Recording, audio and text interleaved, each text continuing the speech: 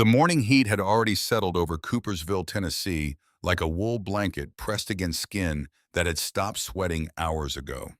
The kind of heat that made the air itself feel heavy, that turned the simple act of breathing into something that required thought. Walter Maddox did not notice the heat. He was too busy counting floorboards. The third one from the hallway entrance had a loose nail that caught the heel of his palm if he wasn't careful. He had learned that on day one.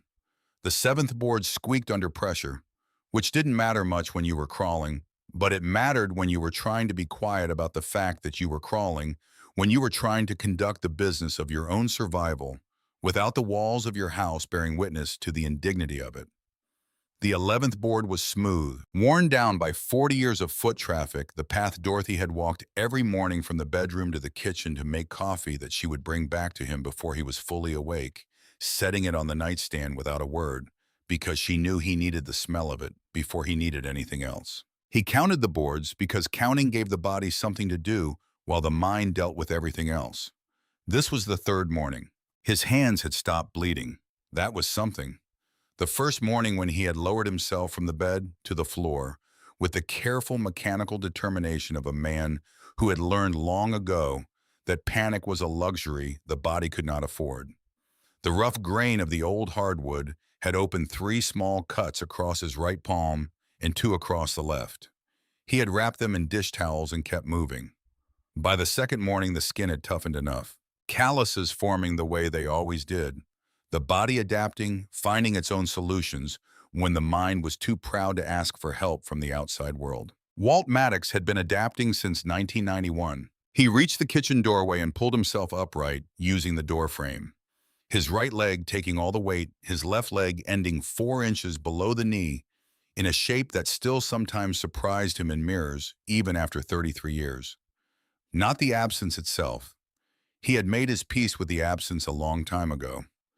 What surprised him was the way the light hit it sometimes in the early morning, that particular slant of Tennessee summer light coming through the kitchen window. And for just a fraction of a second, his brain would send the signal to a limb that was no longer there, and the body would try to respond, and the result was a small private stumble that nobody ever saw.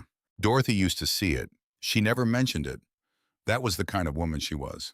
He reached the counter, got his hands on the edge, and stood, fully upright. 70 years old, one leg, Gulf War veteran, retired civil engineer widower, going on 6 years now, and standing in his own kitchen on a Tuesday morning in July, as if standing were an accomplishment worth noting. Maybe it was. Maybe after 3 days of crawling across your own floors, because someone had decided your wheelchair was worth stealing, standing in your kitchen qualified as a small and private victory. He looked at the coffee maker. It was on the counter 8 inches to his left. 8 inches he could cover by sliding his hand along the smooth formica surface. Getting water into the reservoir required both hands and a grip on the sink edge. He had figured out a system on day one. Everything in this kitchen now had a system, a sequence, a protocol developed through trial and error, and one memorable failure involving a can of chicken soup that had rolled under the refrigerator and was probably still there. He started the coffee and stood at the counter to drink it because the table required a chair, and getting to a chair required the wheelchair, and the wheelchair was in someone else's garage. He knew whose garage. He didn't have proof. But Walter Maddox had spent 30 years calculating load tolerances and stress points and structural weaknesses, and he had been running the calculations since the morning he found the empty space on his porch where his independence used to sit. The math kept coming out the same. Same answer no matter how many times he checked his work. He drank his coffee and looked out the window at Birchwood Lane. The street was waking up the way it always did. Mrs. Calloway from number 12 walked her spaniel past in the slow, deliberate way of someone who had nowhere to be. The Pemberton kids 2 doors down appeared on their front lawn with a soccer ball too young to understand that it was already too hot for outdoor exertion. Pete Garvey from number 8 was backing his truck out of his driveway, the same truck, the same time. The same motion he had performed every weekday morning for the 20 years he had lived on this street. Walt had exchanged perhaps 30 words with Pete Garvey in that time. That was the nature of Birchwood Lane. People shared a street without sharing much else, maintained a civil proximity that functioned as community without requiring the deeper investment that word actually implied. A mockingbird landed on the power line across the street, ran through 3 different songs in quick succession, then flew away as if dissatisfied with all of them. Across the street, the Holloway house stood clean and white. Grant Holloway's silver Ford pickup sat in the driveway, which meant Grant was home, which meant Grant had seen the same sunrise Walt had seen, had made his own coffee in his own kitchen, had looked out his own window at the same street. Grant was 58 years old, a deacon at First Baptist Coopersville, and had been Walt's neighbor for 12 years. He organized the church food drive every November. He kept his lawn at precisely 2 inches, measured by a gauge Walt had once seen him use without apparent irony. Walt watched the Holloway house for a moment. The curtain in the front room was open. Beyond it, barely visible, the shape of Grant Holloway at his kitchen table. A coffee mug, a newspaper folded in quarters, the ordinary morning of a man with a clear conscience. Walt turned away from the window. He had been 70 years old for 6 months now, and in those 6 months he had thought a great deal about what the word neighbor actually meant. Not the dictionary definition, the real one. The one lived out in the small daily exchanges between people who shared a street, a sightline, an ambient knowledge of each other's routines and habits and private struggles. Dorothy had been better at it than him. She knew which neighbors needed a meal after a hospital visit, which ones needed to be left alone after a loss, which ones were performing cheerfulness, and which ones were actually cheerful. She had an instinct for the difference between a wave that meant hello and a wave that meant help. Walt had always been better with structures than people. He had designed 3 bridges in his career, all of them still standing, all of them built to handle stresses that exceeded anything they were ever likely to face. That was the principle. You built for the worst-case scenario, not the expected one. You accounted for the failure you hoped would never come. He had not built his life on that principle. He had assumed good faith from his neighbors, assumed that 12 years of shared proximity amounted to something that the daily wave from Grant Holloway and the occasional borrowed power tool, and the knowledge that someone across the street was aware of your existence, constituted a form of protection, however informal. That assumption had a structural flaw. He had discovered it at 5:47 in the morning 4 days ago when he had opened his front door intending to transfer himself from the indoor walker to the wheelchair. He kept locked to the porch railing every night and found instead an empty railing and a bicycle chain with a cut link lying on the porch boards, like a question he didn't want to answer. He had stood in the doorway holding the door frame, looking at the empty space, and the first thing he felt was not anger. It was something more precise than anger. It was the specific sensation of a calculation coming out wrong, of numbers that should have balanced refusing to balance. 12 years of accumulated trust, 12 years of waves and nods, and the quiet understanding that people looked out for their neighbors. And someone had come in the night with bolt cutters and removed the one thing that allowed Walter Maddox to exist in the world beyond the walls of this house. He had called Sheriff Cal Pruitt's office at 7 in the morning. Cal had come out himself, which Walt had taken as a sign that the matter was being taken seriously. Cal was 54 with a belt that had been losing the argument with his waistline for at least a decade, and he had the manner of a man who had seen enough of human behavior to be unsurprised by most of it. He had walked the porch. He had looked at the cut chain. He had written things in his notepad with the slow, deliberate motions of someone who had learned that appearing thorough was almost as effective as being thorough. Probably kids, Cal had said, scratching the back of his neck. You know how they get in the summer. Bored, looking for something to do. Walt had looked at the cut link in the chain. Clean cut. Single motion. No hesitation marks, no partial attempts. Someone who knew exactly what they were doing with bolt cutters, who had done it once efficiently and left. Then Walt had looked at Cal Pruitt and said nothing because there was a particular kind of waste involved in explaining structural analysis to someone who had already decided on the answer before examining the evidence. After Cal left, Walt had called the VA. The woman on the phone had been patient in the measured, careful way of someone reading from a processed document. She explained that a replacement wheelchair required documentation assessment approval and procurement. She used the word process 4 times in 3 minutes. She told him the timeline was 6 to 8 weeks and that she was sorry for the inconvenience. Walt had thanked her and hung up without raising his voice. Then he had looked at his kitchen, his hallway, his bathroom, his living room, and he had begun the process of calculating how a man with one leg and no wheelchair survived in a three-bedroom house for 6 to 8 weeks. The answer was the same as the answer to most engineering problems. You worked with what you had. What he had was a wooden kitchen chair with a straight back and 4 legs, which he dragged ahead of him like a walker transferring his weight to it, moving it forward, transferring his weight again. It was slow. It was hard on his arms and his one good knee, which had enough arthritis in it to make its complaints known every time he asked too much of it. But it worked.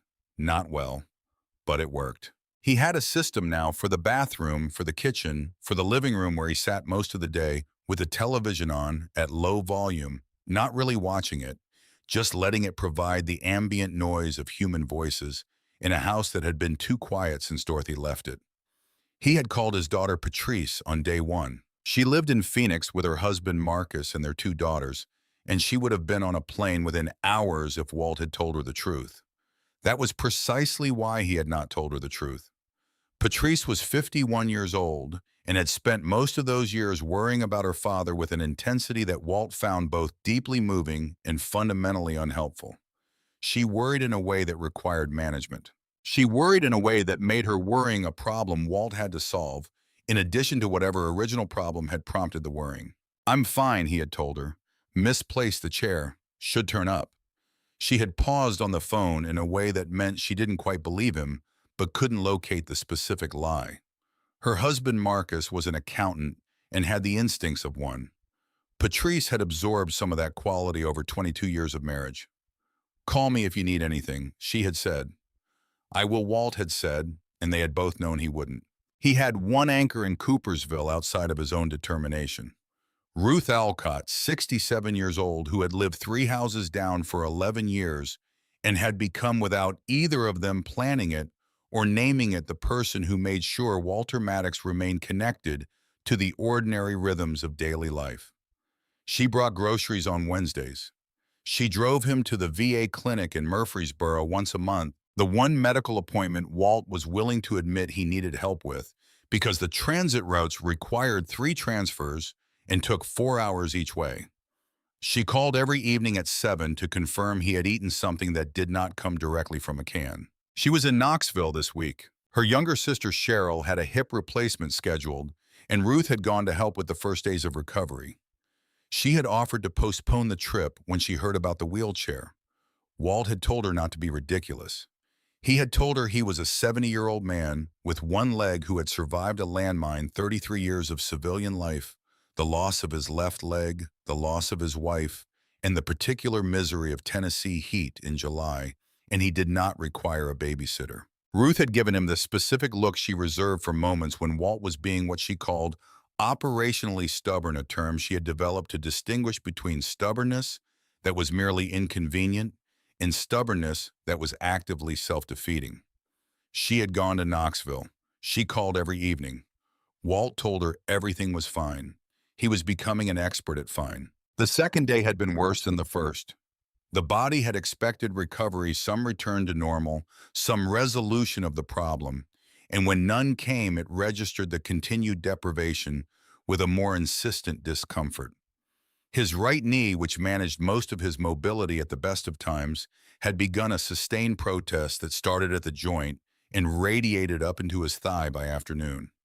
His shoulders, doing the work that legs were supposed to do, had tightened into a permanent low-grade ache. He had eaten cold soup directly from the can because the process of heating it on the stove required a stability of position that his current setup made difficult. The metallic taste had reminded him of field rations from 1991, eating whatever was handed to him in whatever moment existed between one thing and the next, grateful for the calories, not thinking about the taste, not thinking about much beyond the immediate task. There was a kind of discipline in that, a narrowing of focus to what was manageable and necessary. He had been good at that discipline once. He was relearning it now. On the afternoon of the second day, he had been making his way along the hallway toward the living room when he paused at the window that faced the street. The angle was awkward, the windowsill too high to lean against comfortably, but he held his position and looked at the Holloway house for a long time. Grant's truck was in the driveway. The lawn was immaculate. The flag on the polished brass mount by the front door hung straight and untroubled in the still air. As Walt watched, Grant Holloway appeared on his own porch, coffee in hand, wearing pressed khakis and the polo shirt with the First Baptist logo on the chest that he favored on weekdays. Grant looked across the street. His eyes moved to Walt's porch, to the empty space at the railing where the wheelchair should have been. Grant raised his coffee mug in a small salute. Then he went back inside. Walt stood at the window for another full minute without moving. He had known before that moment that something was wrong with the shape of his situation. He had suspected, in the way that an engineer suspects structural weakness before the instruments confirm it, that the cut chain and the stolen wheelchair were not random. But suspicion is not the same as knowledge, and knowledge is not the same as the bone-level certainty that settles into a man when he watches his neighbor look at the exact location of a stolen wheelchair and raise a coffee mug. That evening, alone in his kitchen at the end of the second day, Walt did something he had not done in years. He talked to Dorothy. Not praying, not exactly. More like the continuation of a conversation that had been interrupted 6 years ago and that he had never quite figured out how to resume. He didn't say it out loud.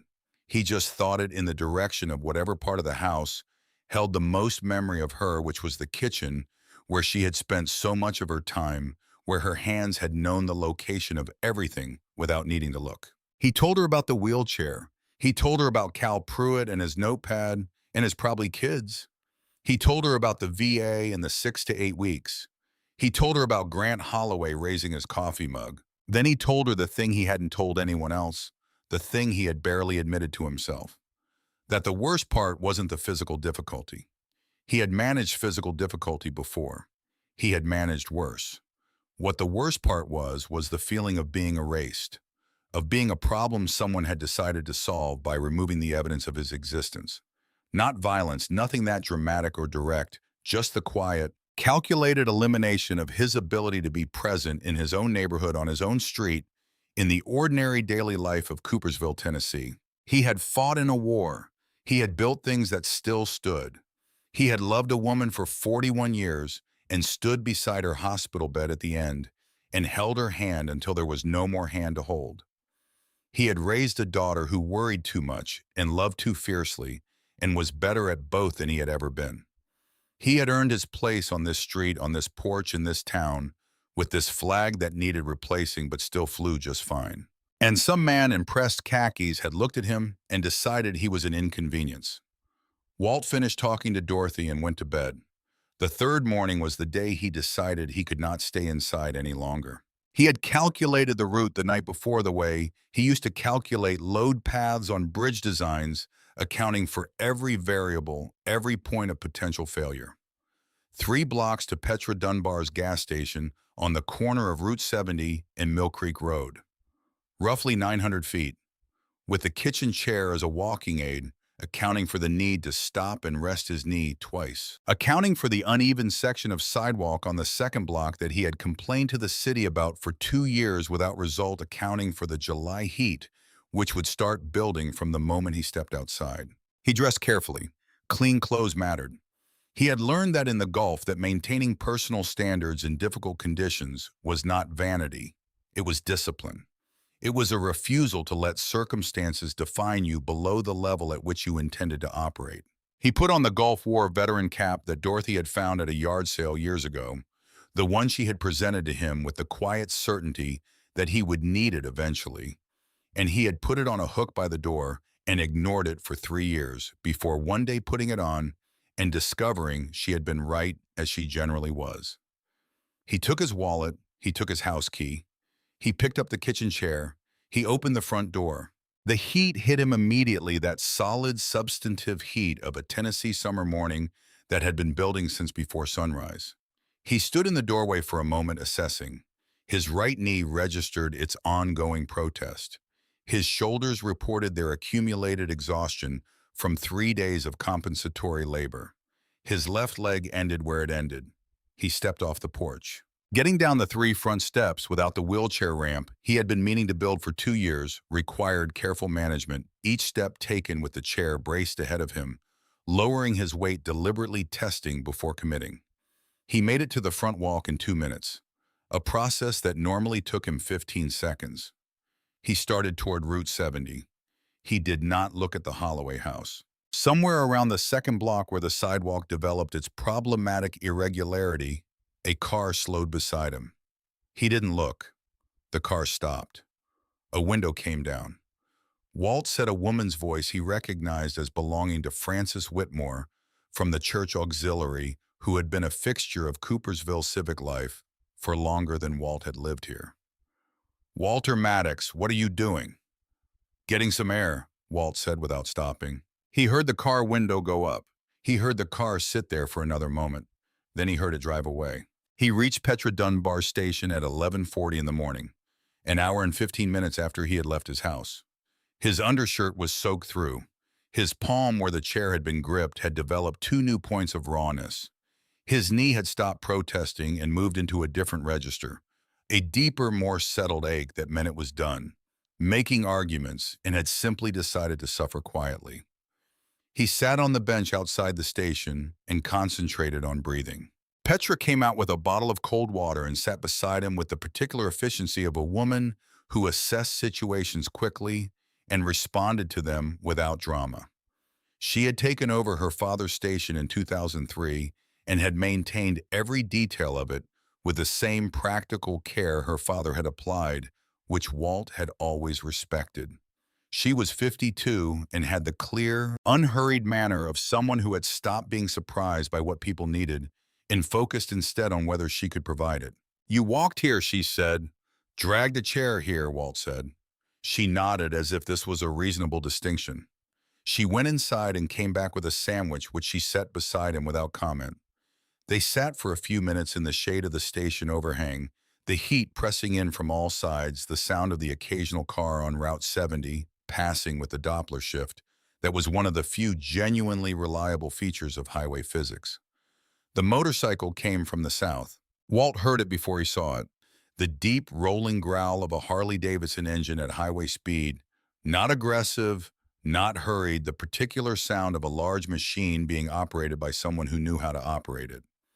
The bike pulled into the station, a black Road King with chrome that caught the midday light, and the rider brought it to a stop at the pump with the easy precision of long practice. The man who got off was large, 6'3" at least, probably more with the kind of build that came from years of physical work rather than deliberate cultivation.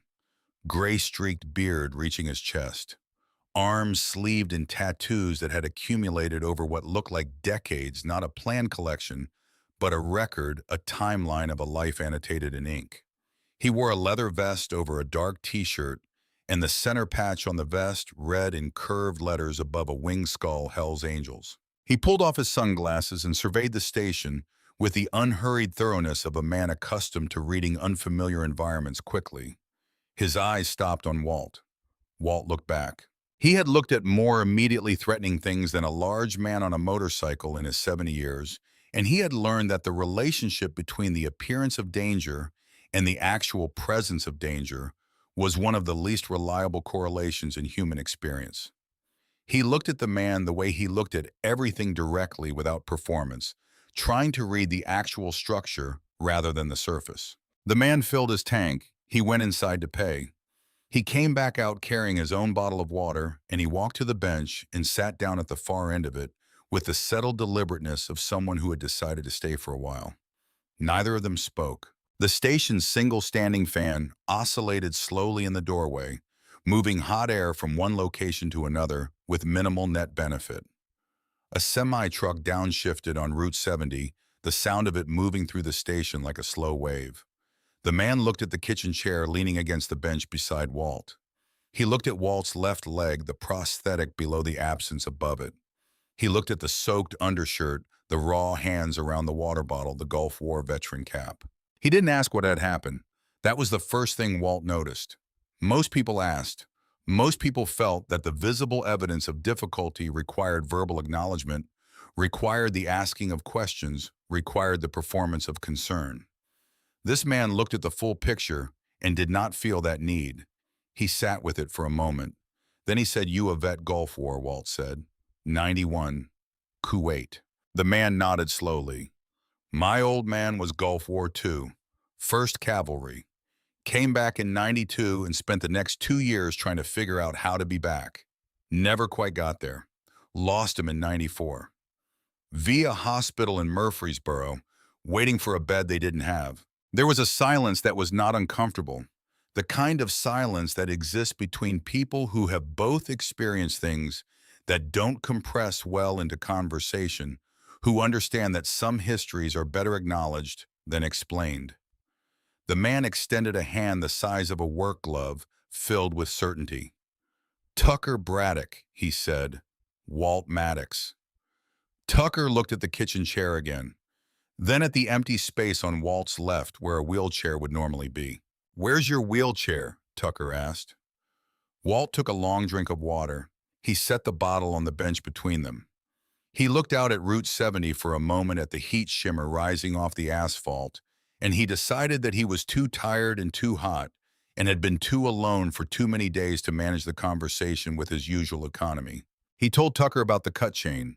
He told him about Cal Pruitt and his notepad and his probably kids. He told him about the 3 days on the kitchen floor and the kitchen chair and the 6 to 8 weeks from the VA. He told him about the hour and 15-minute walk to this bench. Tucker listened in the way that some people listen, not waiting for the pause that signals their turn to speak, but actually receiving what was being said, processing it, weighing it. He didn't nod along. He didn't make sympathetic sounds. He listened. When Walt finished, Tucker was quiet for a moment. "You know who took it?" he asked. Walt looked across Route 70 at the heat shimmer. "Got a pretty good idea," he said. Tucker nodded once. He pulled out his phone, looked at something on the screen, put it back in his vest pocket.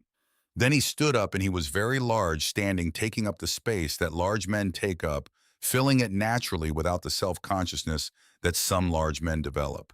He looked down at Walt, this 70-year-old man with one leg who had spent 3 days on his kitchen floor and then dragged himself 3 blocks in 90-degree heat to sit on a bench outside a gas station because being inside his own house for one more hour felt like a defeat he wasn't willing to absorb.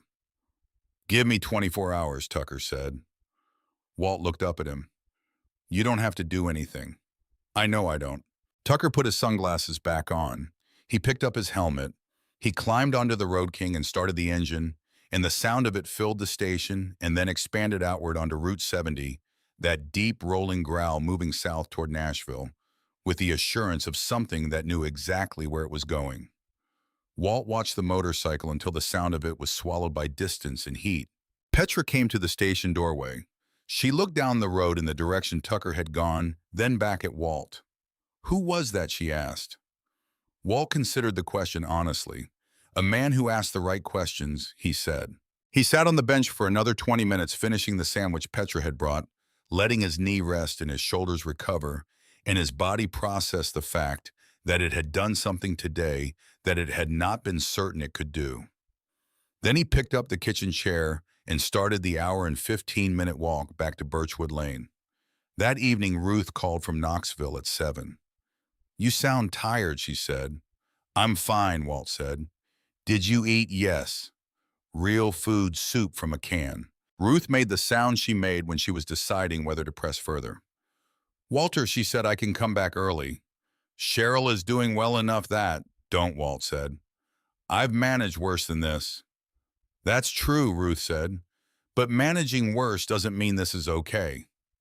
"2 more days," Walt said. She let it go. She didn't believe him, but she let it go, which was one of the things he valued most about Ruth Alcott. She knew when pushing was useful and when it wasn't. After he hung up the phone, the house went quiet again.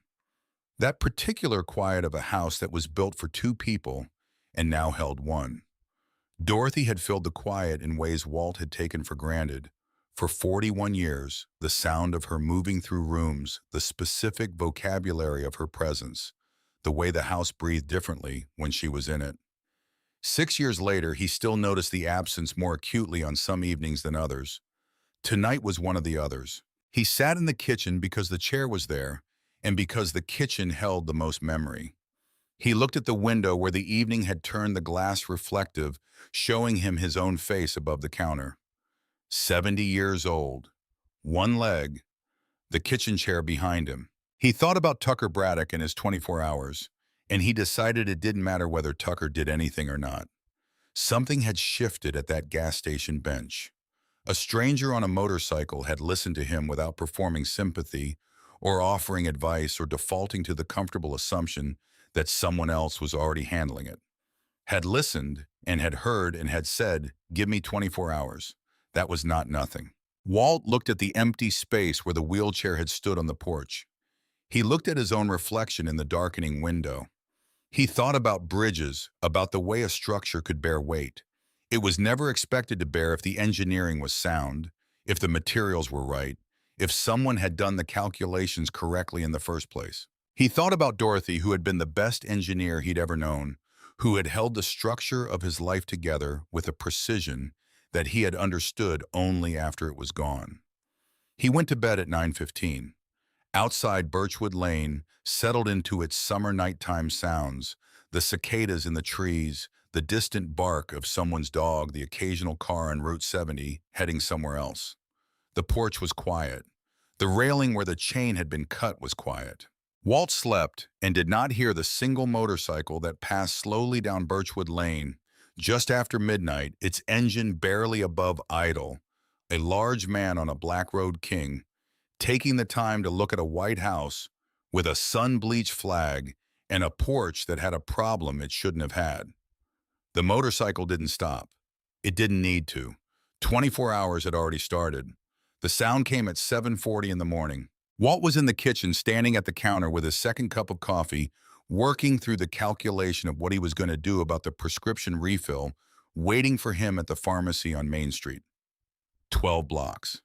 He had done 3 blocks yesterday, and it had taken him an hour and 15 minutes and cost him the rest of the day in terms of what his knee was willing to offer. 12 blocks was a different order of problem entirely. He had been turning it over since he woke up, the way he used to turn over a difficult structural problem, looking for the approach that made the numbers work. He heard it before he understood what it was. A low hum at first, distant enough that it could have been highway noise, a convoy of semis on Route 70 downshifting at the interchange. But it separated as it got closer, resolved from a single massive sound into individual components, each one a distinct rolling growl that he could feel in his chest before he could hear it clearly through the kitchen window. He set his coffee cup down on the counter. The picture frame in the hallway moved. Not dramatically, just a small tremor, the kind that a passing freight train could produce, except there were no freight lines within 2 miles of Birchwood Lane. Walt looked at the hallway, and then at the window, and then back at the hallway, where Dorothy's face in the silver frame on the shelf had shifted a quarter-inch to the left. He moved to the front window.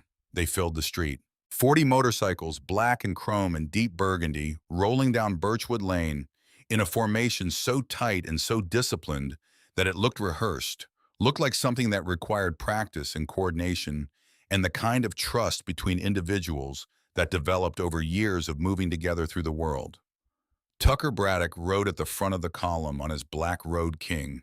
Same leather vest, same gray streaked beard, same settled authority of a man who had done this particular thing many times and understood exactly what it meant to the people who saw it coming. Walt stood at his front window and watched 40 motorcycles park along the curb of his street with the quiet, systematic efficiency of a military convoy establishing a position. He had been in the Gulf. He knew what organized looked like. Engines shut down one by one, each silence adding to the total, until the street was so quiet that Walt could hear the Mockingbird from yesterday on the power line still running through its repertoire, apparently indifferent to the transformation of the neighborhood below it. 40 men dismounted. Some were Tucker's age or older, weathered in the specific way of men who had spent decades outdoors, whose faces recorded their history, the way old wood recorded its grain. Some were younger, 30 or 35, with the alert, contained energy of people who had not yet learned to conserve themselves. Every one of them wore a leather vest.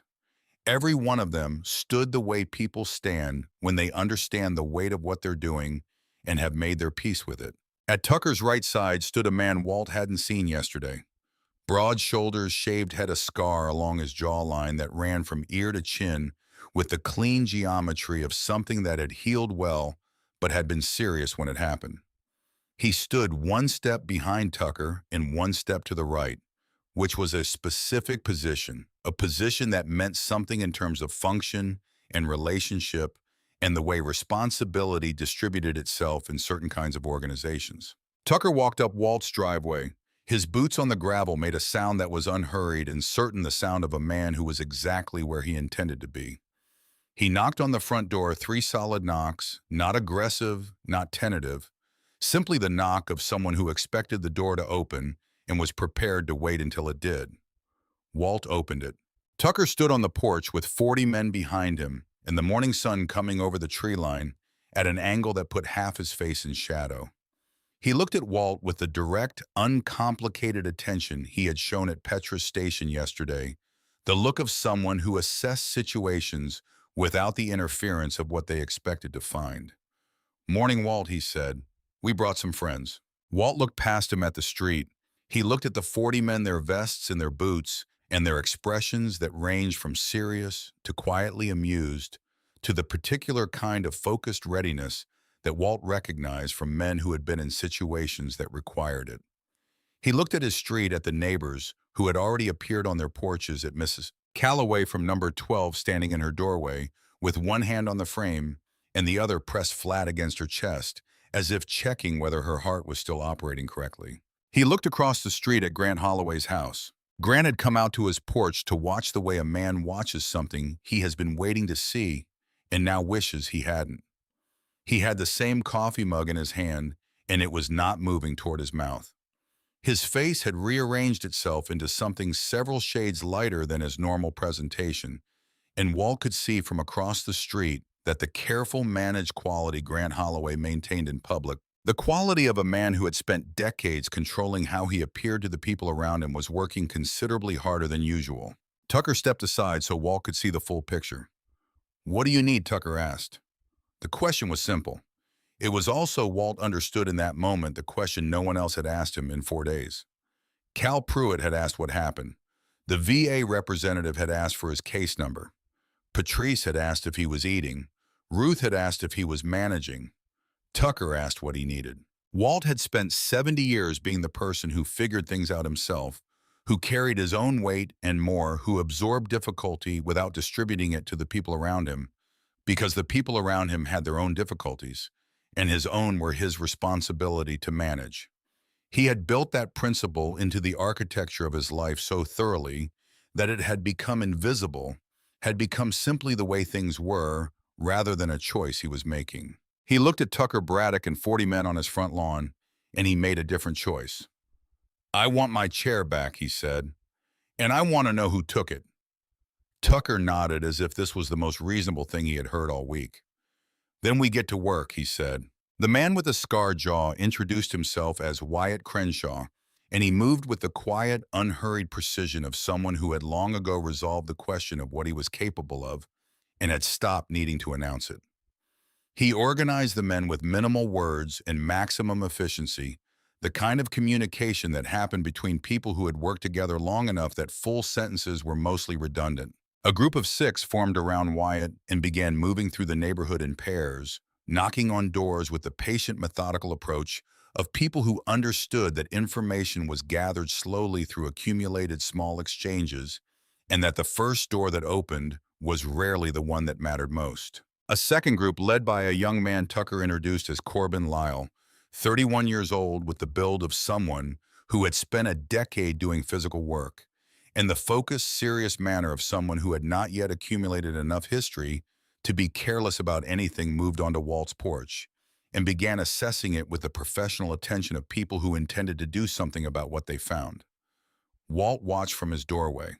Corbin ran his hand along the porch railing and found the place where the wood had softened with age, where another winter would have been enough to make it unreliable.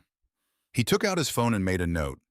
He tested the front steps, put his weight on each one, found the third from the bottom flexing more than it should. He made another note. He looked at the bare railing post where the bicycle chain used to secure the wheelchair, and he looked at the angle of it, and he made a third note. Then he came back to where Walt was standing. "Mr. Maddox," he said, "I'm going to need to make a run to the hardware store. Is there anything else on this property that needs attention while we're here?" Walt was quiet for a moment. "The ramp," he said finally. "I've been meaning to build a ramp on the right side of the front steps for 2 years. Never quite got around to it." Corbin nodded, made his note, and left without commentary.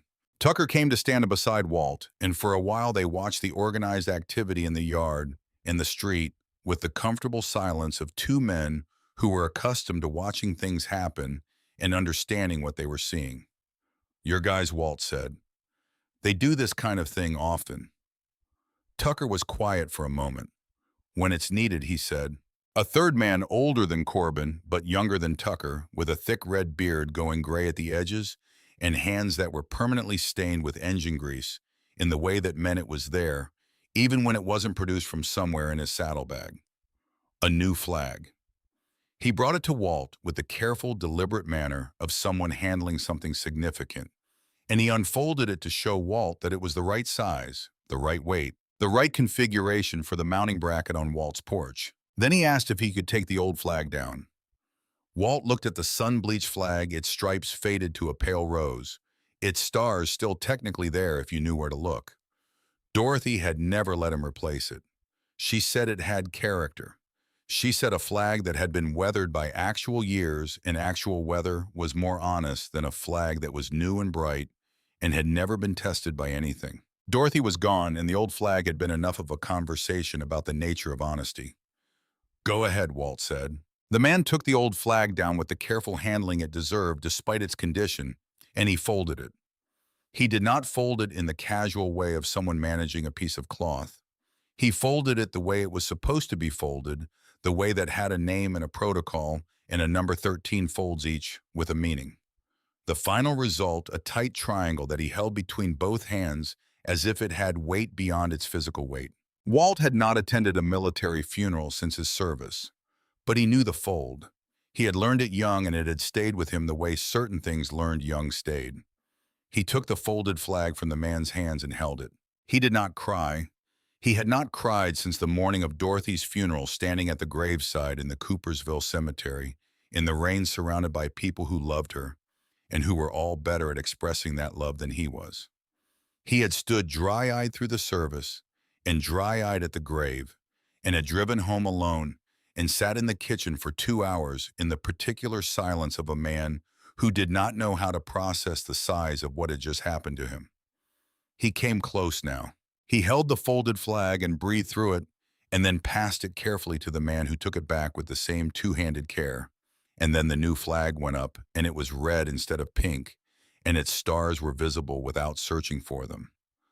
Walt looked at it for a long time. Across the street, Sheriff Cal Pruitt's cruiser pulled up at the end of Birchwood Lane. Cal sat in the car for what Walt estimated at nearly 2 minutes before he got out. He watched the cruiser through the new flag, the star field moving slightly in the morning air, and he counted the seconds the way he had counted floorboards.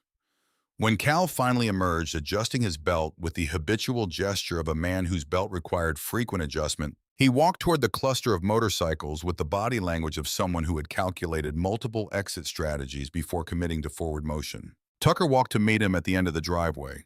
"Cal," Tucker said. "Then Sheriff." "Tucker," Cal said. "What's the situation here?"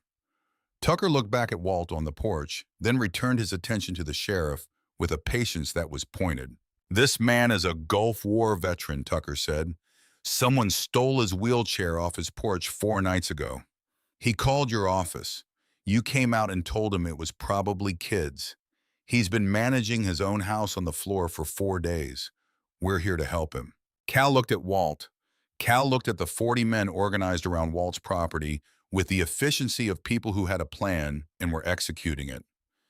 Cal looked at Wyatt Crenshaw and the pairs of men moving through the neighborhood on either side of Birchwood Lane, knocking on doors, talking to people on their front lawns. "We're investigating," Cal said. Tucker waited. "The investigation is ongoing," Cal said. Tucker said, "We're going to find his wheelchair or get him a new one. We're going to make sure this doesn't happen to him again. We're going to do all of it legally and peacefully and in plain sight. You're welcome to observe." Cal looked at the street, at the neighbors on their porches, at Sandra Briggs from the Coopersville Gazette, who had appeared at some point in the last 10 minutes with a camera around her neck and a notebook in her hand, and the alert, forward-leaning posture of a journalist who understood that she was looking at a front-page story. "I'll be down at the station if you need anything," Cal said. He walked back to his cruiser. He sat in it for another minute before driving away, and Walt noticed that the cruiser did not leave the street entirely, but repositioned itself at the far end, visible through the gap between two parked motorcycles engine running. Tucker came back to the porch. "He does that a lot," Walt asked. "Which part?" Tucker said. Walt thought about it. "All of it," he said. Tucker almost smiled. "Looked like it," he said. Wyatt worked his way down Birchwood Lane with the systematic patience of someone who had done this kind of work before and understood that information surfaced through accumulation rather than interrogation. He was not aggressive. He did not imply or threaten. He asked simple questions in a quiet voice, and then he listened to the complete answer before asking another one, which was a rarer skill than it sounded. Most neighbors were cooperative in the careful, hedged way of people speaking to someone they had already assigned to a category and were now experiencing mild confusion about. They answered Wyatt's questions with the short, measured sentences people produce when they are being more careful than usual, when the gap between what they know and what they're saying is visible to anyone paying attention. Wyatt was paying attention. He had a gift which Tucker had described to him once as reading the space between words for identifying the specific quality of hesitation that came from someone who knew more than they were offering. He could distinguish between the hesitation of someone who genuinely didn't know something and the hesitation of someone who knew it and was deciding in real time how much to give up. He knocked on the Holloway door at 9:47. Grant Holloway answered it in the same pressed khakis and First Baptist polo shirt. His smile was in place, the practiced, reflexive smile of a man who had been receiving people at doors for many years and had learned to compose his face before the door finished opening. He said all the right things. He said it was just terrible about Walt's wheelchair. Terrible he couldn't imagine. He said he had been meaning to go over and check on Walt, but had been so busy with the church schedule, the food drive planning started earlier every year, you wouldn't believe the logistics. He said he certainly hoped the sheriff's department found whoever was responsible. This kind of thing happened more and more. Even in small towns, it was a sign of the times. He said all of this in the fluent, practiced manner of someone reciting a story they had told themselves so many times it had acquired the texture of truth. Wyatt listened. He asked two questions. He thanked Grant Holloway. But behind Grant Holloway in the hallway that ran from the front door to the kitchen stood Diane Holloway. She was 55 years old with the look of a woman who had spent considerable effort over a considerable number of years maintaining a certain surface. A surface that was showing in this particular moment under the specific pressure of Wyatt Crenshaw, standing on her front porch, asking questions with a quiet voice and no expression she could read, the kind of fatigue that came from the maintenance of things that should not have required maintenance. She was twisting a dish towel between her hands. The motion was slow, continuous, automatic, the kind of thing the body did when the mind was occupied with something that required all available resources when the hands were left to manage themselves. Wyatt watched her hands. He watched them for the 2 minutes of the conversation, noting the rhythm of the twisting, noting the two moments when it accelerated slightly, when Grant's sentences contained specific words. He noted the direction of her eyes, which moved twice in the course of the conversation to the same location. Not to Wyatt's face, not to her husband's face, to her left past the doorframe in the direction of the garage.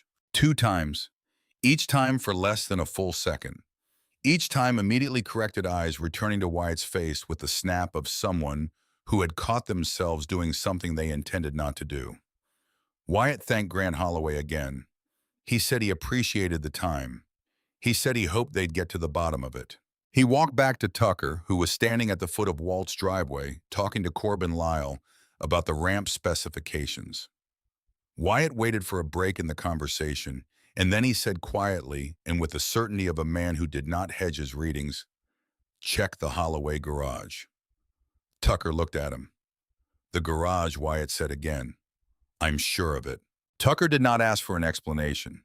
In 20 years of working alongside Wyatt Crenshaw, he had learned that the man's read on situations was accurate, with a consistency that made demanding his reasoning feel beside the point. Tucker crossed the street. He walked up the Holloway driveway with Wyatt at his right and Corbin Lyle 2 steps behind, and he knocked on the front door with the same 3 solid knocks he had used on Walt's door. Grant Holloway appeared with the same smile, fractionally less steady now, a smile that was working harder than it had been 20 minutes ago. "Something else I can help you with," Grant said. "Your garage," Tucker said. "Mind if we take a look?" The smile did not disappear. Grant Holloway was too practiced for that, and whatever else he was a man who had spent decades managing his presentation in front of other people. But the smile changed quality in a way that was visible, if you were watching for it, the way a load-bearing structure changes quality under stress, without visibly failing something internal, shifting some redistribution of the weight that held it up. "My garage," Grant said. "Why would you want to look in my garage?" "Because I think Walt Maddox's wheelchair's in there." The street had been settling into its mid-morning rhythms, the small sounds of a residential neighborhood adjusting to the presence of 40 motorcycles and the organized activity of a large number of men. But something changed in the texture of those sounds at Tucker's words. Not silence exactly, a held quality.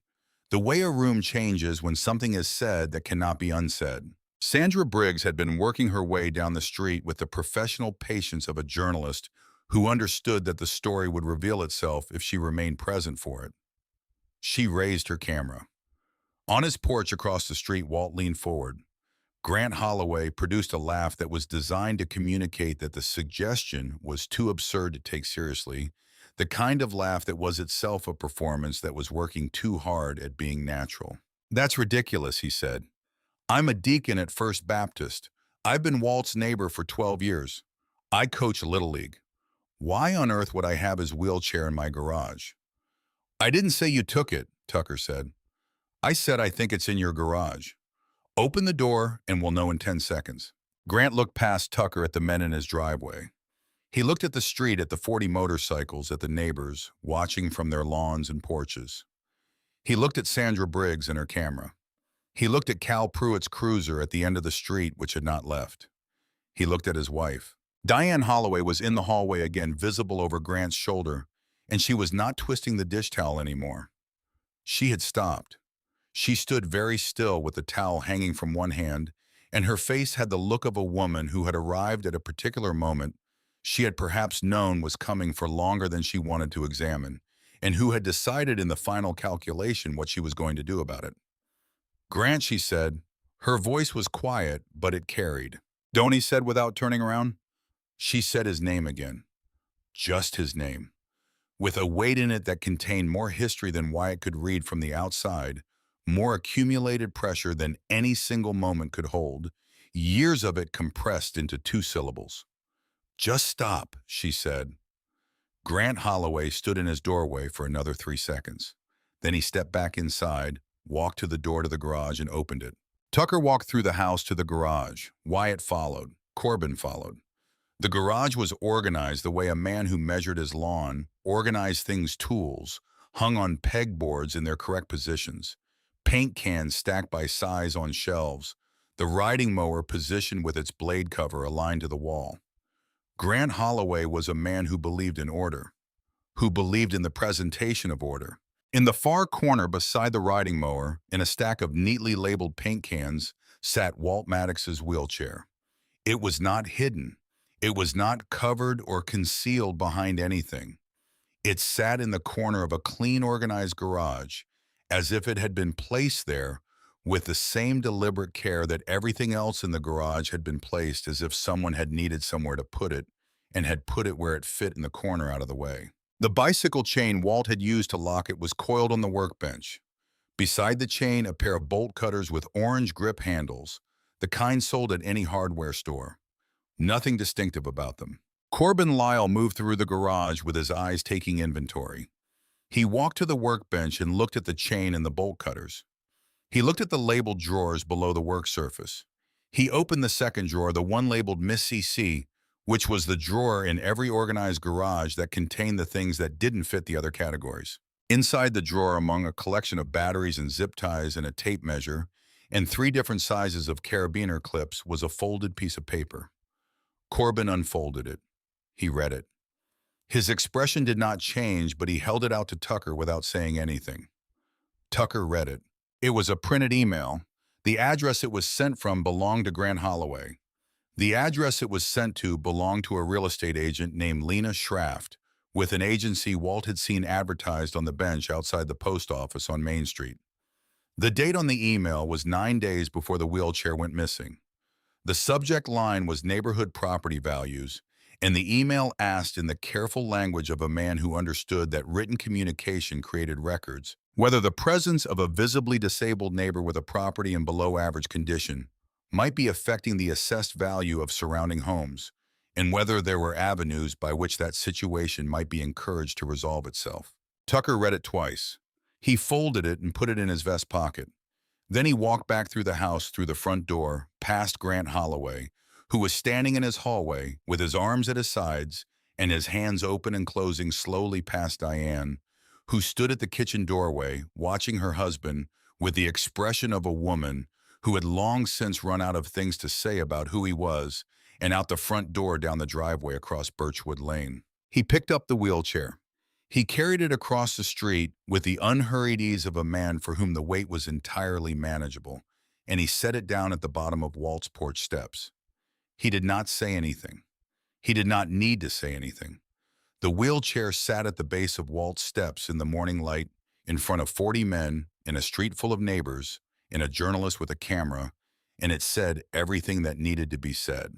Walt came down the steps on his good leg, one hand on the new railing.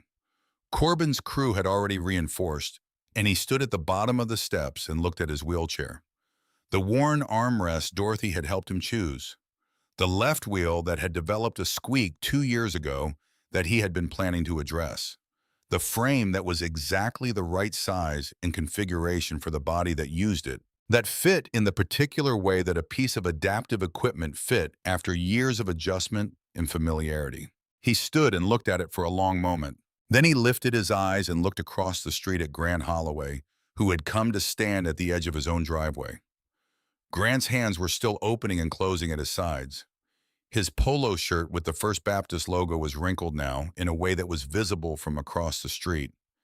His smile was gone, and there was nothing behind where it had been.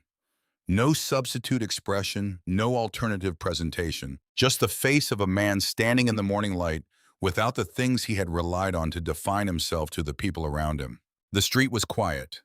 It was the loudest kind of quiet, the kind that pressed against the inside of the ears, because it was not the absence of sound, but the presence of something too large and too specific for sound to contain. Walt said one word. It crossed the street in the still morning air, and it reached every ear on Birchwood Lane, every person on their porch or lawn or behind their curtain, every one of the 40 men in leather vests, the journalist with her camera, the sheriff in his cruiser at the end of the block. Why? The word hung in the air over Birchwood Lane, the way sound sometimes hangs in open spaces, not fading immediately, but expanding outward in all directions, finding the ears of everyone present and settling into them with a weight that had nothing to do with volume. Grant Holloway stood at the edge of his driveway and did not answer. His mouth opened slightly, the preparatory motion of speech, and then it closed again because whatever words had been available to him for the past 12 years, the words of the deacon and the neighbor and the man who organized the food drive and coached Little League and waved from his driveway with a coffee mug, those words had stopped working. They required a context to function, in a context in which Grant Holloway was the man he had presented himself as being. And that context had just been removed from the situation with the same clean efficiency that bolt cutters applied to a bicycle chain. It was Diane who answered. She came out of the house slowly, not dramatically, not with the energy of a woman making a scene, but with the exhausted, deliberate motion of someone who had been carrying something heavy for a long time and had finally decided to set it down regardless of what happened when she did.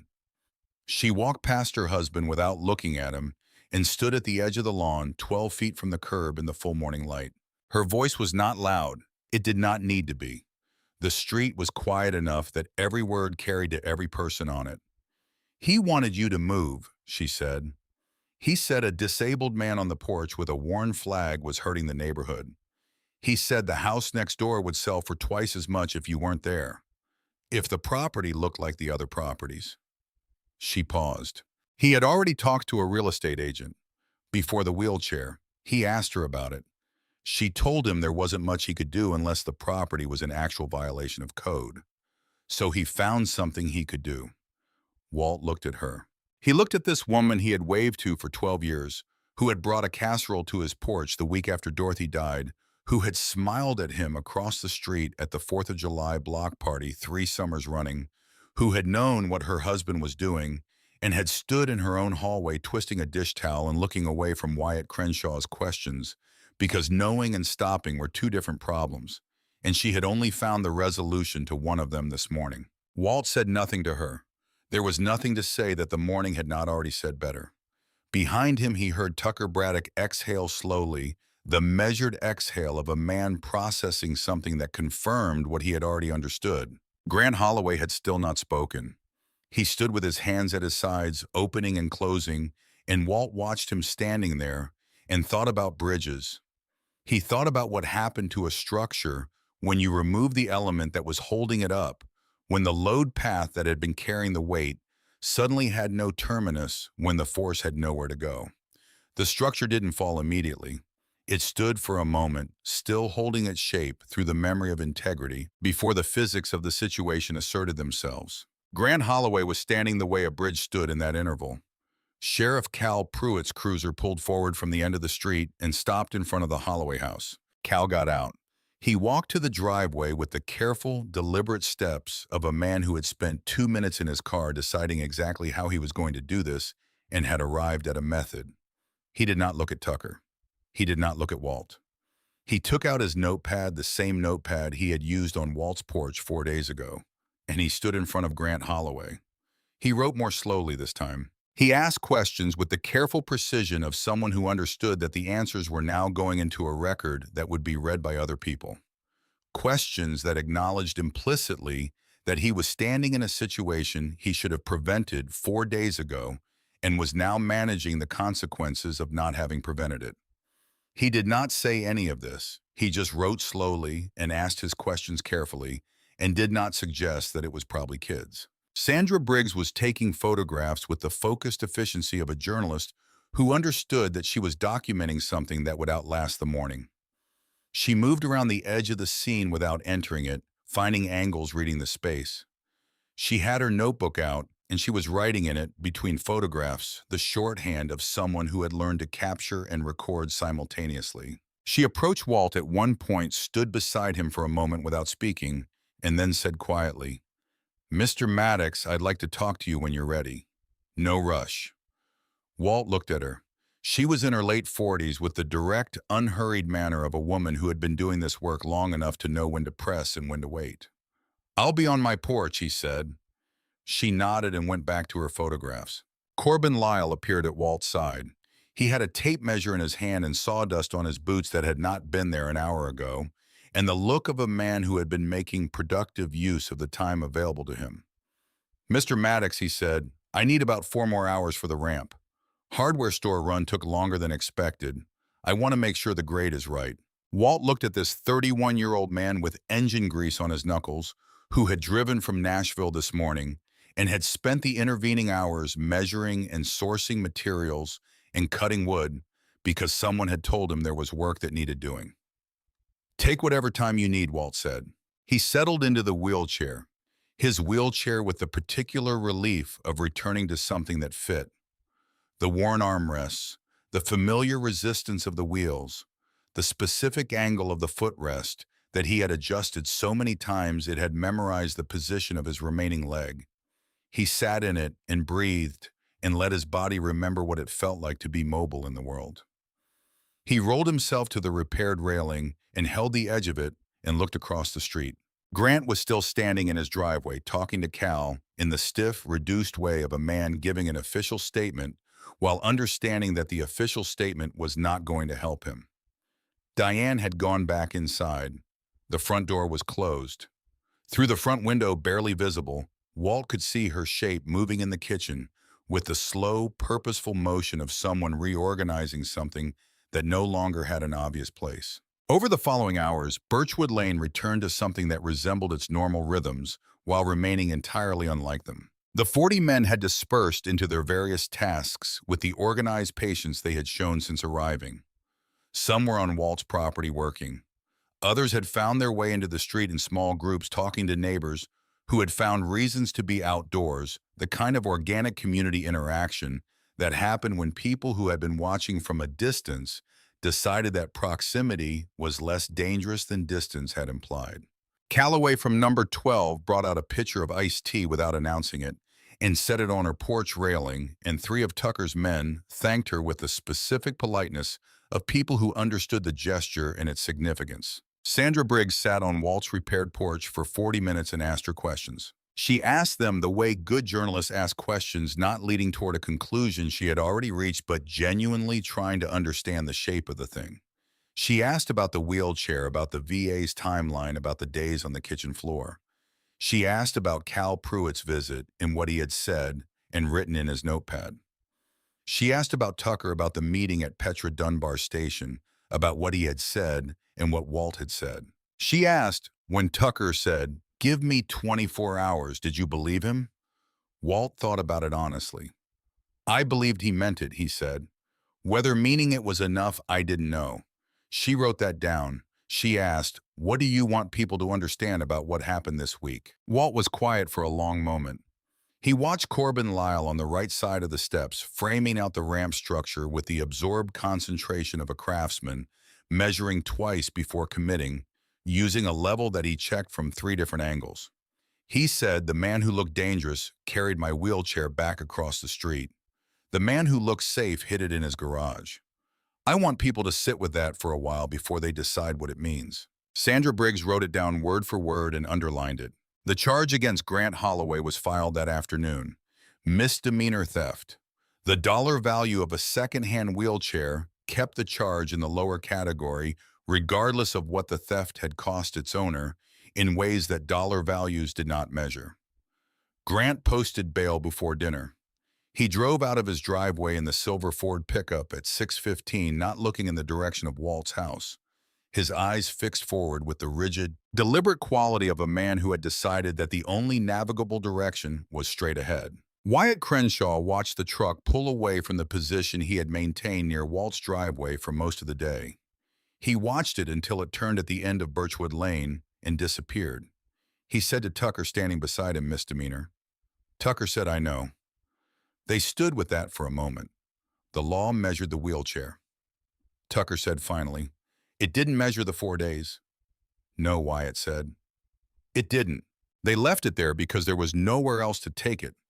The law was what the law was, and Tucker Braddock had spent enough years navigating the distance between what the law measured and what actually happened to know that being angry about the gap was less useful than understanding it." The ramp was finished at 4:30 in the afternoon. Corbin Lyle called Walt out to look at it with the quiet pride of a craftsman who had done the job right and wanted the person who would use it to confirm this. It ran along the right side of the front steps, 6 feet long, with a gentle grade that Walt's chair could navigate without effort. The wood was treated pressure-rated, the surface textured for grip in wet weather. The handrail on the right side was mounted at the correct height and extended 6 inches past the top and bottom of the ramp, which was the specification that most people omitted and which made the critical difference at the transition points. Walt rolled onto it. He went down and came back up and went down again, feeling the grade testing the rail, noting the texture under the wheels. Corbin watched without speaking, letting the ramp make its own case. "It's right," Walt said. Corbin nodded. "Who taught you to build?" Walt asked. My grandfather, Corbin said. He was a carpenter for 40 years. Said there were only two reasons to build something. Either it works or it doesn't, and everything else is decoration. Walt looked at the ramp. He looked at the reinforced railing, the repaired steps the steel security mount Wyatt had produced from somewhere, and bolted to the porch floor with four lag screws into the structural framing, a mount that held the wheelchair with a lock that opened with the key Walt now wore on a leather cord around his neck. Your grandfather was right, Walt said. Corbin almost smiled. It was the kind of almost smile that contained a whole person inside it. The men began leaving as the afternoon moved toward evening. Not all at once. In the way they had arrived, organized and deliberate a few at a time, engines starting, brief words exchanged hands, raised in the particular gesture that substituted for goodbye among people who understood each other's economy with language. Each one who passed Walt on his porch gave him some version of the same acknowledgement, a nod, a word, something that communicated without requiring elaboration. Walt sat in his chair and received each one with the same directness with which Tucker had first looked at him at Petra Dunbar's station. By 6 o'clock, most of them were gone. Tucker stayed. He sat on the porch with Walt as the afternoon heat began to ease as the shadows from the tree line on the west end of Birchwood Lane stretched across the street and brought with them the first suggestion that Tennessee summer evenings were capable of something other than sustained oppression. Tucker had produced 2 bottles of cold water from somewhere and had given one to Walt without asking if he wanted it, which was the correct approach. They sat for a while without talking. The street was quiet and in a different way now than it had been this morning. This morning's quiet had been the silence of people withholding themselves from a situation they were still assessing. This evening's quiet was the quiet of a street that had processed something significant and was still working out what to do with the processing. Mrs. Calloway was back in her garden working in the cooler evening air, but she was working in the part of the garden closest to the street rather than the part furthest from it, which was a small but readable adjustment. Pete Garvey from number 8, the man Walt had exchanged perhaps 30 words with in 20 years, walked past on his evening walk and stopped at the foot of Walt's new ramp. He looked at it the way a person looked at something that had not been there yesterday and was assessing what its presence meant. Nice work, he said. Walt said, wasn't mine. Pete looked at Tucker. He looked at Tucker's vest, at the patches at the center patch, with its winged skull and its curved lettering. He looked at the man himself for a moment in the way people looked at things they had been told to expect one thing from and were finding another. He said to Tucker, "You did that?" Tucker said, "My guys did." Pete Garvey stood there for another moment. He seemed to be conducting some internal revision, the visible work of a man updating a model that had been running on old data. Then he looked at Walt and he said something Walt did not expect, said it with the plain directness of a man who had decided that plain directness was what the situation called for. "I should have checked on you," Pete said. "I saw you out on the porch those mornings without your chair. I should have come over." Walt looked at him. "You're here now," Walt said. Pete nodded once, accepting this for what it was, which was both less than an absolution and more than nothing. He continued his walk. Tucker watched him go. He said to Walt, "That's how it starts." Walt said, "What starts?" Tucker said, "People deciding to look at the actual thing instead of the thing they expected." Sandra Briggs's article ran in the Coopersville Gazette 2 days later. She had written it with the economy and precision of someone who understood that the facts of the situation were sufficient and required no amplification. She wrote about Walt, about the wheelchair, about the days on the kitchen floor. She wrote about Cal Pruitt's visit and his notepad and his probably kids. She wrote about Tucker Braddock and 40 men who had driven from Nashville on a Tuesday morning because a veteran shouldn't have to crawl across his own floor. She wrote about the garage and what was in it and the email in the second drawer. She used Walt's quote at the end of the piece, "The man who looked dangerous carried my wheelchair back across the street. The man who looked safe hid it in his garage." I want people to sit with that for a while before they decide what it means. The Coopersville Gazette had a circulation of 4,000. The article was picked up by the Murfreesboro paper within 48 hours. The Nashville Tennessean ran it the following week. A wire service carried it 3 days after that, and from there it moved in the way that certain stories moved through the country's attention, not because they were exceptional in kind, but because they were exceptionally clear in what they showed. Because they illuminated something that many people had experienced in some form without having the words for it. The headline was, "When a Veteran Needed Help, Bikers Answered." It was not precisely accurate, as Walt noted to Ruth when she read it to him over the phone. He had not called for help. Tucker had not answered a call. The encounter at Petra Station had been accidental. The conversation between two strangers on a bench in the heat, and what had followed had been Tucker's own decision, motivated by something more complicated and more personal than a request. But headlines were invitations, and this one invited the nation to look at what had happened on Birchwood Lane, and to see the thing that Sandra Briggs had understood when she wrote it down. In the 2 weeks that followed the article's publication, the VFW post on Millard Street, which had been losing members for a decade, received 14 new membership applications. 3 of them came from men in Tucker's chapter who had driven to Coopersville on a Tuesday morning and decided they wanted to stay connected to what that meant. Petra Dunbar put a hand-lettered sign in the window of her station that read, "Bikers Welcome," and she left it there through the summer and into the fall and did not take it down. The Shell station on Route 70 put up a similar sign within a week. These were small things, but small things were how streets changed, how towns changed, how the distance between the uniformed people trusted and the uniformed people feared began slowly and imperfectly to close. Ruth called from Knoxville the morning the article ran in the Gazette. She had gotten an early copy from her sister, whose neighbor delivered it, and she read the whole thing in her sister's kitchen and then sat for a while before calling. "Walter Maddox," she said when he picked up. "Ruth," he said, "you told me you were managing." "I was managing. You were on the floor." "I know," Walt said. "That's the part I should have told you." There was a pause that contained the specific quality of Ruth Alcott's particular brand of exasperated affection, a quality Walt had come to recognize and to value more than he generally expressed. "I'm coming home tomorrow," she said. "Your sister is fine," Ruth said. "Cheryl has been getting up and down the stairs by herself since Monday. She doesn't need me anymore. She might not have needed me for the last 3 days, but she wasn't going to say so. You're not the only stubborn person I know." Walt said, "You don't have to rush." Ruth said, "I know I don't." She came home 2 days later, which was a Thursday, pulling into her driveway in the early afternoon, with her sister's leftover pot roast in a covered dish on the passenger seat, because Cheryl had made more than 2 people could eat, and Ruth was not the kind of woman who let good pot roast go to waste. She got out of the car and stood in her driveway and looked at Walt's house. She looked at it for a long moment, at the new flag, bright red and white and blue against the Tennessee sky, moving in the slight afternoon wind, at the repaired porch with its reinforced railing, at the ramp on the right side of the steps, solid and properly graded, its treated wood still light in color, at the steel wheelchair mount on the porch floor with the key glinting on the leather cord around Walt's neck.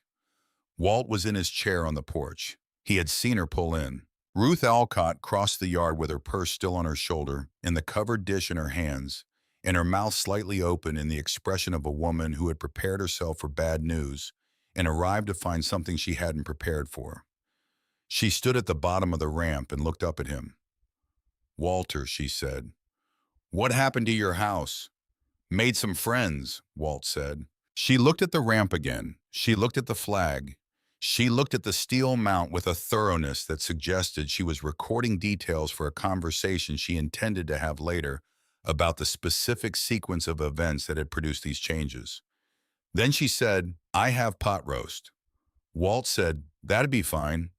He started toward the ramp and then stopped. He said, "Ruth." She looked up at him. "I should have told you the truth," he said, "when you called. I should have told you what was actually happening instead of telling you I was fine." Ruth Alcott stood at the bottom of his new ramp with her pot roast in her purse and looked at him with the expression of a woman who had known this man for 11 years and understood exactly what it cost him to say that. "Yes," she said, "you should have." A pause. "But you didn't," she said, "and I know why you didn't, and we're going to eat pot roast, and you're going to tell me every single thing that happened while I was in Knoxville, and we are not going to spend the evening on what you should have done versus what you actually did, because I already know the answer, and so do you." Walt said nothing for a moment. Then he said, "That sounds about right." He rolled down the ramp, which held his weight without flex or complaint, and followed Ruth across the yard. The church board of First Baptist Coopersville met the following Sunday. Walt did not attend, had never attended First Baptist or any other church in Coopersville, but the proceedings reached him through the reliable channels of a small town's information network. The vote was not close. Grant Holloway was removed as deacon by a margin that reflected both genuine moral clarity and the particular urgency that institutions felt when their association with a situation had been documented in multiple newspapers. The deacon who called Walt to inform him, a man named Hargrove, whom Walt knew by face and not by name, spoke with the careful, slightly formal manner of someone discharging an obligation he found genuinely uncomfortable. "We wanted you to know," Hargrove said, "that the congregation is sorry. Not as a formal statement, just that we're sorry." Walt said, "I appreciate that." Hargrove paused. He said, "The food drive this November. We're going to need someone to organize it." Walt said, "I'd think about whoever Grant had helping him. Those people know how the thing works. The operation shouldn't suffer because the organizer was a poor excuse for a neighbor." Hargrove was quiet for a moment. Then he said, "That's a generous way to look at it." Walt said, "It's a practical way to look at it." Diane Holloway filed for separation the week after the article ran. She moved to her sister's house in Clarksville with 3 carloads of personal belongings, which was more than could fit in one trip, but less than half of what the house contained, which said something about what she was leaving and what she was taking. She knocked on Walt's door the morning before she left. Walt opened it. She stood at the top of his ramp with the look of a woman who had rehearsed what she intended to say and had decided on the way over to say something different. She said, "I knew. I want you to know that I knew. I didn't know when he did it, not the exact night, but I knew what he was thinking about doing, and I didn't stop it." Walt looked at her. He said, "Why are you telling me this?" She said, "Because you asked why. In the street. You asked one word and nobody gave you the real answer. Grant didn't answer. I gave you part of it, but the real answer includes me. I could have stopped it and I didn't, and I've been lying to myself about why, and I'm done doing that." Walt was quiet for a moment. He said, "Diane, why are you leaving?" she said. "Because I finally answered the same question about myself." Walt watched her go down the ramp and across the yard without calling after her, because there was nothing to call, nothing that would help, and nothing that was his to offer.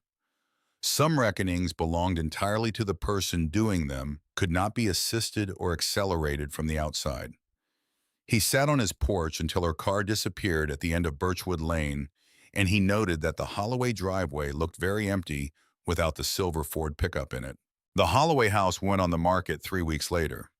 Walt was sitting on his porch the morning the for sale sign appeared in the front yard, the Schraft Realty sign, Lena Schraft's name and number on it, in the same font Walt had seen on the bench outside the post office on Main Street.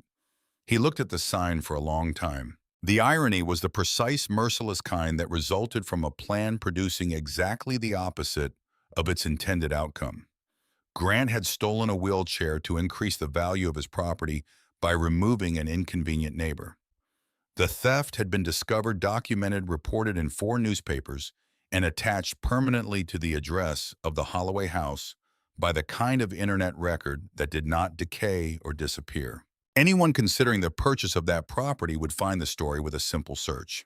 The address was now associated specifically and indefinitely with the man who had stolen a wheelchair from a disabled veteran to improve his real estate prospects. The property value of the Holloway house had not been damaged by Walt Maddox's worn flag. It had been damaged by Grant Holloway's bolt cutters. Walt looked at the for sale sign and felt something that was not satisfaction and was not grief and was not quite either of the things he might have expected to feel. It was closer to the feeling he had when a structural calculation confirmed what the evidence already suggested, the feeling of a thing resolving into its correct shape, the feeling of a system behaving according to its actual principles, rather than the story someone had been telling about it. Tucker came back to Coopersville twice in the weeks that followed.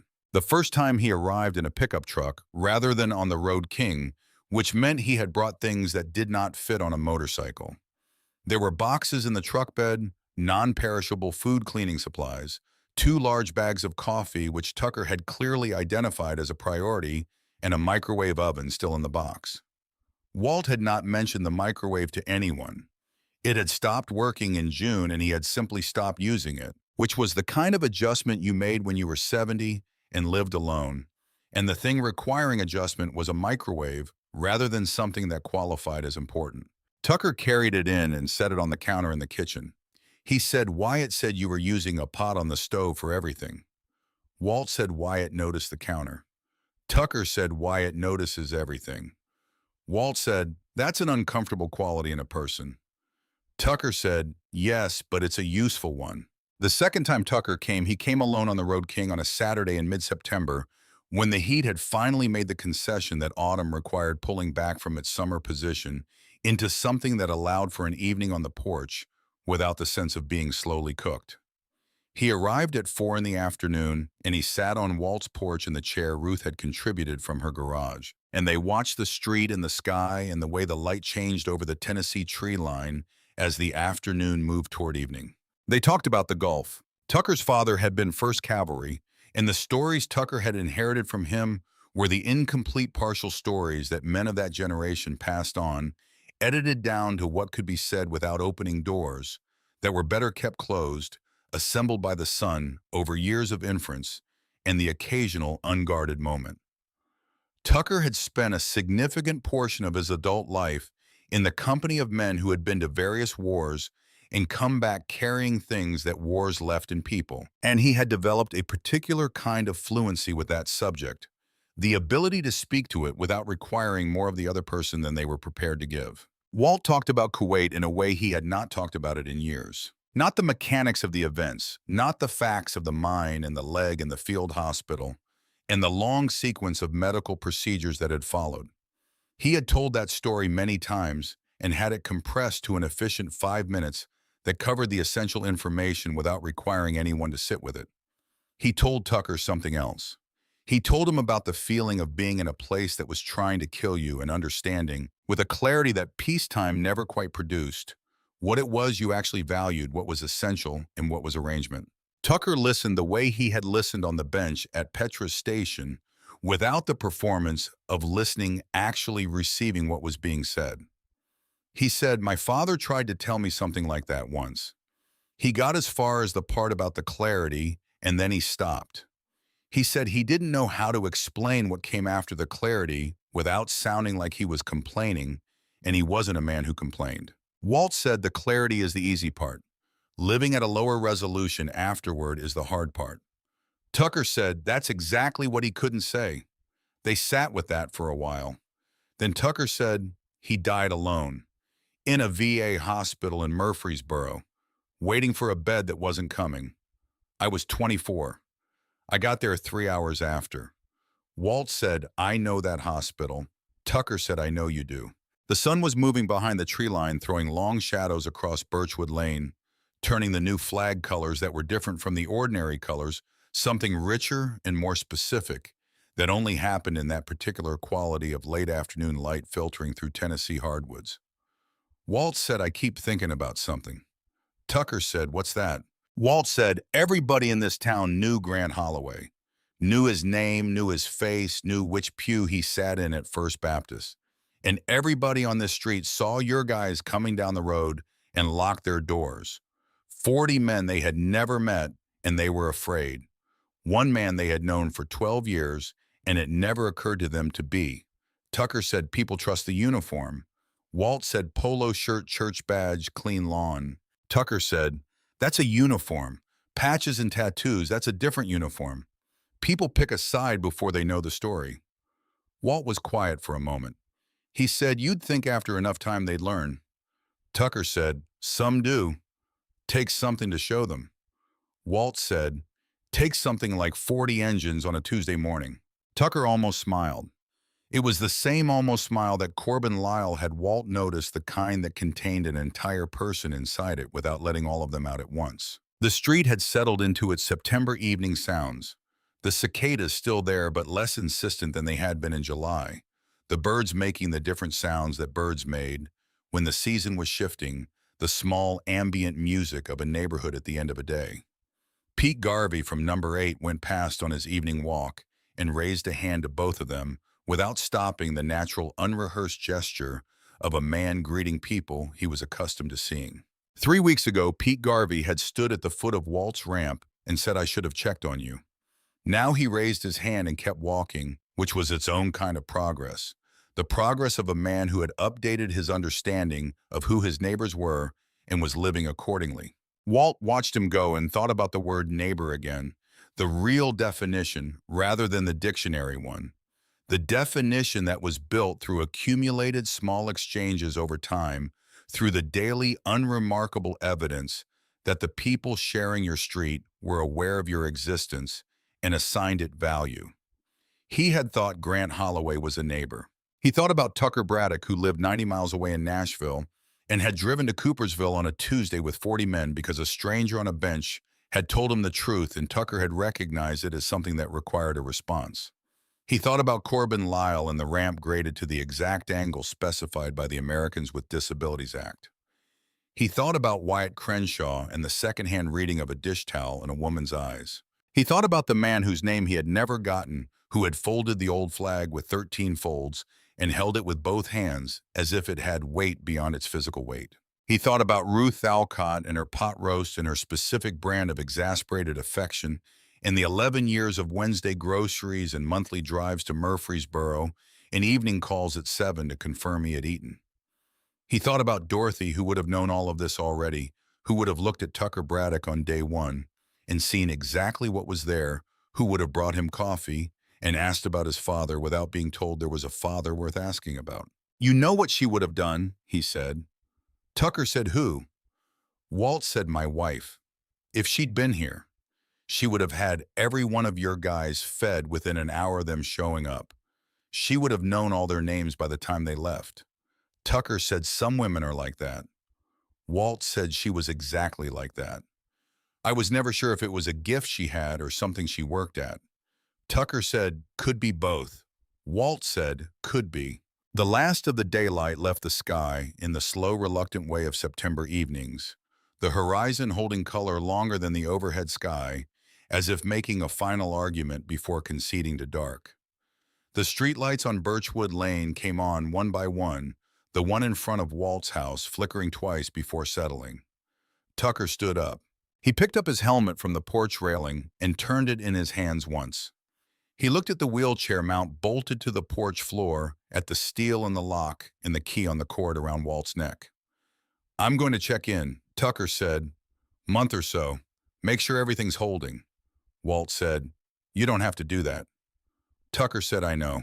He went down the ramp, his boots on the treated wood making the sound of weight properly supported, the sound of a structure doing what it was built to do. He walked to the Road King and put on his helmet and started the engine. The sound of it filled Birchwood Lane the way it had filled it before, that deep rolling growl, but in a different register, now familiar rather than alarming, the sound of something the street had learned to recognize. Tucker pulled out and headed south toward Route 70 in Nashville, and Walt sat on his porch and listened to the engine until it separated from the neighborhood sounds and became part of the distance, until the distance absorbed it and the night returned to its ordinary sounds. He sat in the dark on his porch for a while.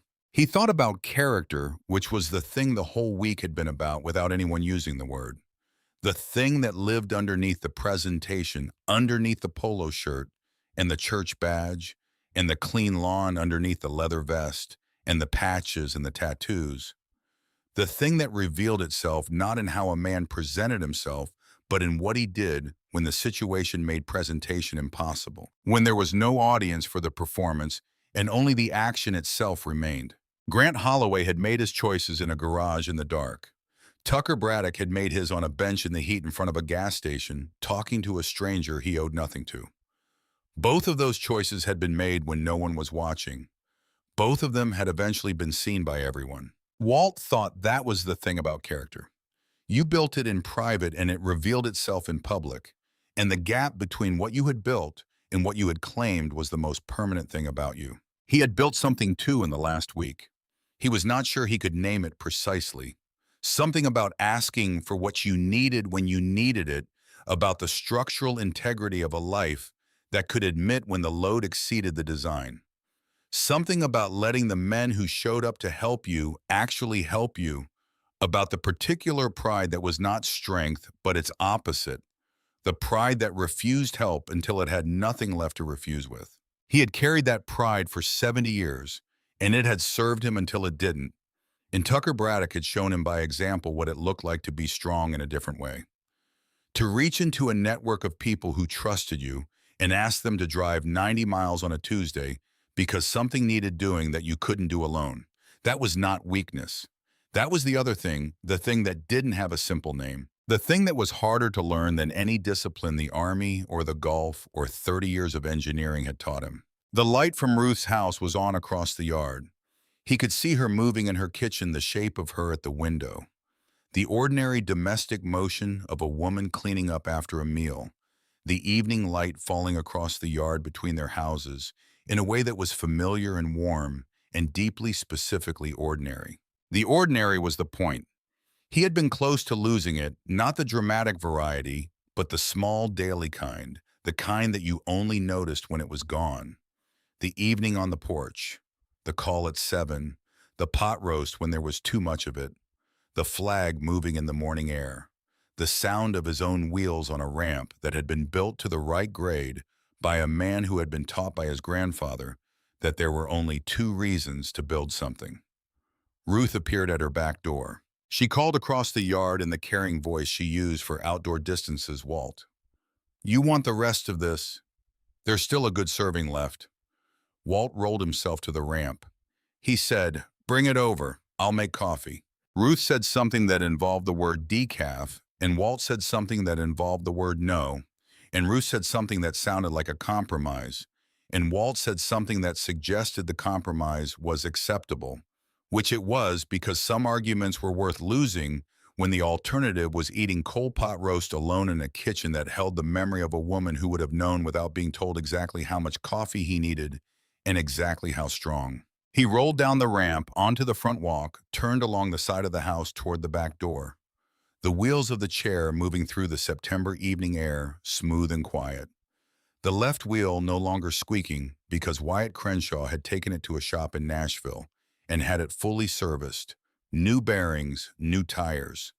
Everything that needed attention attended to. The flag above his porch moved once in the evening breeze and was still. Birchwood Lane was quiet, the way it was always quiet at this hour. The ordinary quiet of a street where people were inside their houses doing the ordinary things that people did at the end of a day. A street that had been changed by what happened on it and was still in the process of understanding how it had changed and what the change required of the people who lived there.